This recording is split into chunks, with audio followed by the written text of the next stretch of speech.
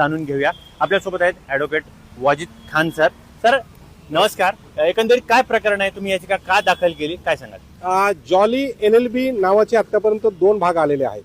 हा चित्रपट आहे, याच्यामध्ये वकिलांवर, न्यायाधीशावर आणि न्याय संस्थेवर व्यंगात्मक जोक केले जातात। त्याच्यामध्ये वकिलांचं जे पूर्ण इमेज आहे ती डाऊन केली जाते, त्यांची प्रतिमा मलिन केली जाते। तर हा जॉली LLB 3 नावाचा चित्रपट आला, यामध्ये वकिलांचा अवमान केला गेलेला आहे। अक्षरशः जजला मामू सुद्धा म्हणतात, ते अय मामू। तर आमच्या न्यायसंस्थेची प्रतिमा मलिन होत आहे, वकिलांची इमेज खराब होत आहे, म्हणून मी पुणे येथील दिवाणी न्यायाधीश या न्यायालयात प्रकरण दाखल केलं। कोर्टाने त्याची गंभीरतेने दखल घेतली आणि अक्षय कुमार, अर्षद वारसी व जो दिग्दर्शक आहे त्याला हजर होण्याचे आदेश केले गेलेले आहेत। बरं सर, साधारण एखादा वकील होण्यासाठी तुम्हाला किती प्रॅक्टिस करावी लागते, किती अभ्यास करावा लागतो हे एकंदरीत आपल्याला माहिती आहे, पण अशा वेळी जर एखाद्या चित्रपटामधून जर एखाद्याची व्यक्तिमत्व जर असं दाखवत असाल तर याच्यावरती समाजावर काय परिणाम होऊ शकतो का याचा? 100%। जेव्हा अशा प्रकारे अपमानित भाष्य केलं जातं, तर जेव्हा तोडफोड होते तेव्हा महाराष्ट्र संपत्तीचं नुकसान होतं।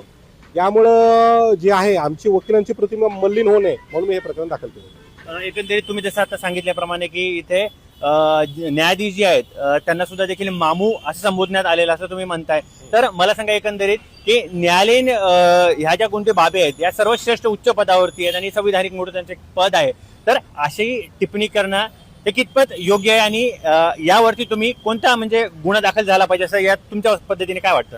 सगळ्यात प्रथम न्यायालय अवमान अधिनियम 1971 हा कायदा महत्त्वाचा येतो।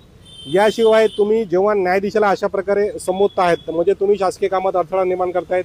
याशिवाय ज्या वकिलांच्या इमेज दाखवल्या गेलेल्या आहेत तर फौजदारी गुन्हा देखील दाखल होऊ शकतो, कारण एखाद्याचं चारित्र्य हे त्याच्यात जगण्याचा कणा असतो आणि तो तुम्ही आर्थिक फायद्यासाठी मोडण्याचा प्रयत्न करत आहेत, तर इतर गुन्हे देखील दाखल होऊ शकतो। सर एकंदरीत आता आजकालची तरुण पिढी जी आहे, जी चित्रपटामध्ये जे काही दाखवलं तीच सत्य परिस्थिती मानून चालते, हे आपण बऱ्यापैकी पाहिलेलं आहे।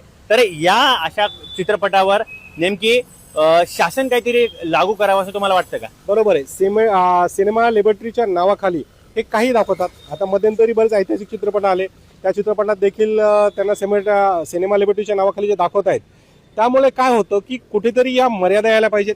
महाराष्ट्र शासनाने एक समिती निर्माण केली गेली पाहिजेत।